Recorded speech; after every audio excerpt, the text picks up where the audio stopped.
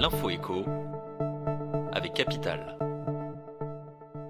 Le chiffre du jour, 780 milliards d'euros. C'est la valeur cumulée des 100 Français les plus riches en 2021, un record en hausse de 35% par rapport à 2020.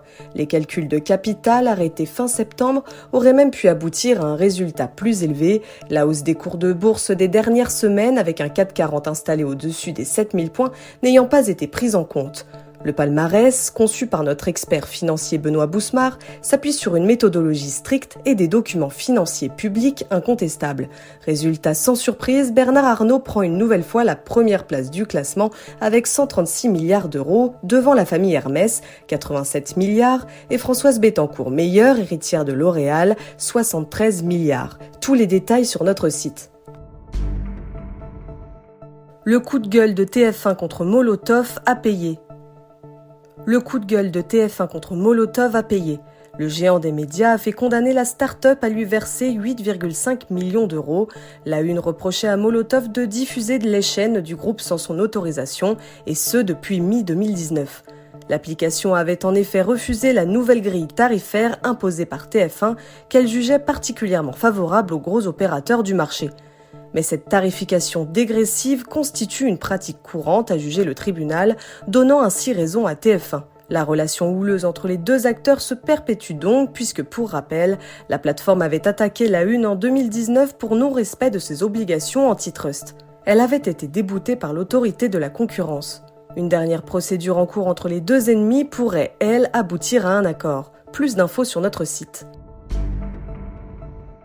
L'info pratique Capital. Malgré la situation sanitaire et les relances du gouvernement, certains employeurs rechignent encore à accorder des jours de télétravail à leurs collaborateurs. Si votre patron fait partie de ces réfractaires, sachez que des recours existent. Les salariés craignant pour leur santé peuvent solliciter leur comité social et économique, lorsqu'il existe, ce dernier saisissant ensuite l'inspection du travail. Cette dernière peut aussi être contactée directement par le salarié qui n'a pas de représentant du personnel. L'employeur qui n'aura pas pris de mesures pour votre sécurité pourrait même finir devant le juge. Si vous jugez le risque et l'attente trop élevés, vous pouvez exercer votre droit de retrait, mais seulement dans certains cas précis. Des solutions existent aussi côté fonctionnaires, mais ces derniers devront prendre leur mal en patience. Plus de détails sur capital.fr.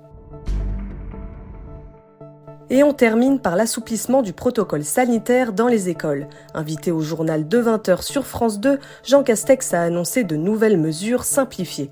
Tout d'abord, lorsqu'un enfant est cas contact, il pourra rester en classe jusqu'à la fin de la journée. Jusqu'à maintenant, les parents devaient immédiatement venir le chercher. Ensuite, l'enfant aura la possibilité de faire uniquement 3 autotests sans passer par un test PCR ou antigénique obligatoire.